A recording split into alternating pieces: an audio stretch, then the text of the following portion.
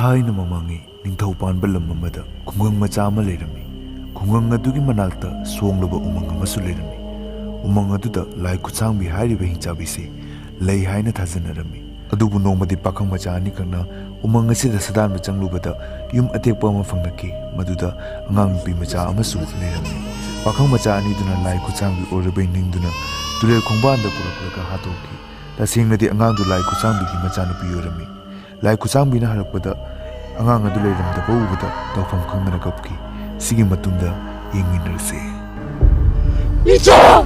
Hijam! Hijam kay mangre! Hijam! Ay kanambi mataroy na sidagi noy puna makinmacha puna maina hulan gani! Iche, nangarang susilawagi tawdok to tarabo. Hoy ne binde, tari ne, kariwano, ay natari pasibo. Nakong kasi kay nung tawre. Ado ni iche, ay di kiba na loire, ako'y ginanawa masupuid na. Ado, angang jing hurali haba sida, ay di ang kiri ni iche. Hoy ni binde, chiksin na tamo noy na naudo ka nga ba? Chiksin na tamo, natraba niya. Lai Khutsangbi doon na huran na po dyan kini. Ako'y kisun niya ka man ni naama po iye. Ado, ay si chiksin na tam doy ni. As, pari do di iche, nanggang haragay matam niya mga ni iche lagi. Kariwarino da bindie, kariwarino. Nagi na nauran yun niya habadadi ay nathugat piraga. Nang na ay ginenadadi karim to diba? Loire he wari kadi is ay charage nangangang na raga matamangan ni ay nahaibigit na.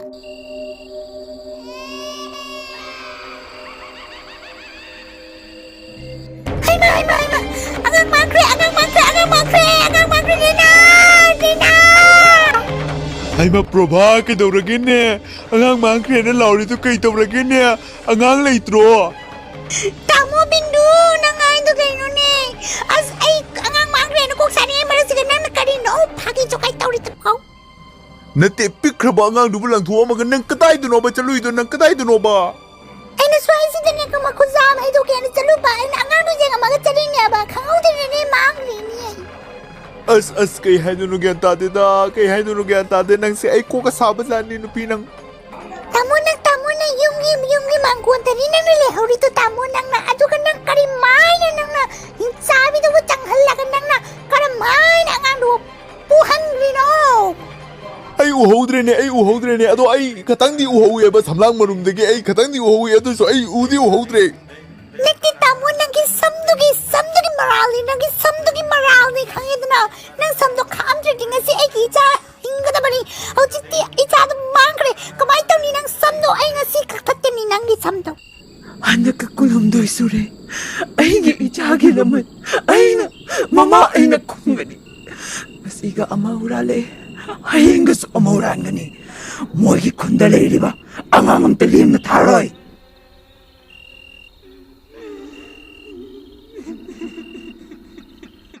Sigi matunda yam harau nuwaina leminaba imung mutlaki Sachi mama ay numit nini gidamata langpai chaturini ko nang indi janareramu engon kok salaga no aisini ado phaja janareramu adubu nangna phaja na naukon biduna phaja toromu kha ba ai halak pofau budi nang phaja na section na leramu ado halaga di hale halaktradi nang dum angang do phaja na naukon biduna heng pusi chupa bo ko leminaram Tamo, halo uko.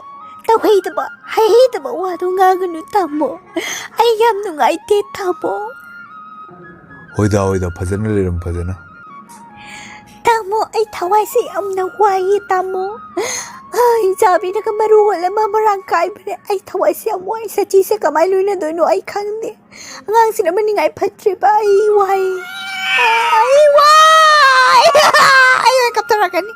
Namana chagi toksana basa ay yung bagamtreda no bani gilila sa ikang jetreda aduna ichilage ko singna gano nga siga yam singna gano ko na nange hono bizu to ichilage Mapa si lakri pawbadi ay taway si am way ta taway way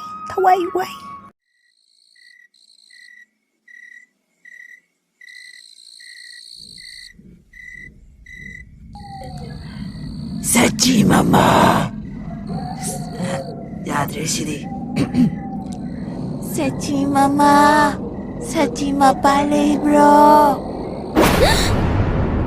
Lai Khutsangbi la amani ni tawrise. Lai Khutsangbi la amari mapasu leite. Ai kamai khungani. Parida, ai thokpa ma khumjalage. Laine karigi hangino. Kainu ne. Kena tidak sumang bani. Jene jile. Kire ingonda. Mama, papa nakin re. Papa kam nganak tu naki sebenar Lai Khutsangbi to. Sachi, namakin mahai ko. Lai Khutsangbi to nangonda wina kirani. Anok to kare jang na thok chu chalo. Kare jang na thok chu chalo. Ai ne nungthang siga ai ki baga ne. Mama, pagchandra bona chada. Hai da, lau thoga loi mama. Atu sine mama is my son tungani ai favorite ni. Ai ma, kananam la amari. Sachi, la amari amko. Laite! Ako'y papa laite! Laite! Macam sa naini. Laine! Masi mama sa kayo nun eh. Laite ni ano bilam sa law. Laine! Masi yada daw rin na masi hard to sweat na ba ni ay na. Sidagidi nungtigi numit khudingi sachi mapa leibra haiduna Lai Khutsangbi na hanghangduna mamanati lei haijinga Lai Khutsangbi do amuk halanki Sachi mama ai halaine Sachi mama Tamo, nang leitringay da tawba thodoksik ngasi di lisang sit na lirage tamo. Ay am thawai se why? ꯆꯠꯂꯝꯗꯥꯏꯗꯁꯨ ꯑꯗꯨꯝ ꯋꯥꯅ ꯂꯩꯍꯧꯕ ꯑꯗꯨꯒ ꯍꯜꯂꯛꯄꯗꯁꯨ ꯑꯗꯨꯝ ꯋꯥꯅ ꯂꯩꯔꯝꯕ ꯀꯔꯤꯒꯤꯅꯣꯅꯦ ꯏꯕꯦꯝꯃ Tamo, Lai Khutsangbi to laagani sumai hek tawba. Aduga sumai tawrame. Aduga sumai ni hek tawrama ba tamo.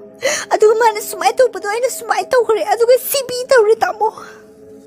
ꯍꯥ ꯈꯪꯒꯅꯤꯗꯅ ꯃꯗꯣ ꯂꯥꯏ ꯈꯨꯠꯁꯥꯡꯕꯤ ꯃꯍꯥꯛꯅ ꯑꯗꯨꯃꯥꯏ ꯍꯦꯛ ꯇꯧꯕ ꯑꯩꯅꯗꯨꯗꯤ ꯑꯗꯨꯃꯥꯏ ꯇꯧ ꯇꯥꯔꯦꯗꯅ Aduni tamo, tinzillo mamai duga choklo tinzillo.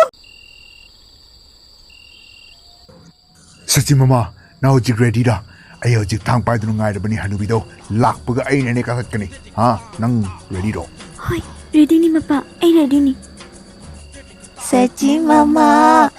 Sachi mapa halakrabo. Halaktriye, laitiye. Halaktri haiba. Ngai de benang sibi.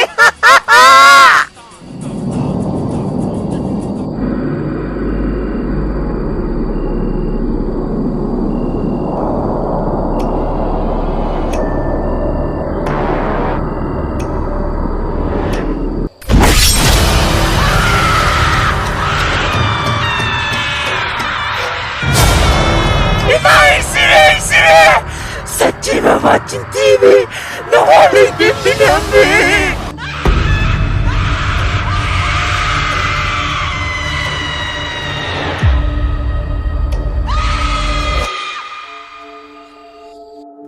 Sidagidi khungang aduda Lai Khutsangbi do atai uba phangkhidre mahake makoi kakpa numitudagi adum mangkhre Sachi aise kanano khanga male. Ima Lai Khutsangbi aise nani nazanupi laisini. Ini mabu makuena kutja thang thia sorry thang takatana. Hato ke ba laisi ai na naman kongane laisi ai ai. Ado mayam video budi yengi na khangi adubu kanamna subscribe ti tobiram de subscribe ki ratio se yamna liye aduna mayam so idana subscribe se amta tobiram mo yamna waba sunate ko mayamna wari asibu nungai birubudi like share and subscribe tobiramo video de support tobirogumna subscribe tumatanga tobiramo yamna waba sunate so go subscribe and do support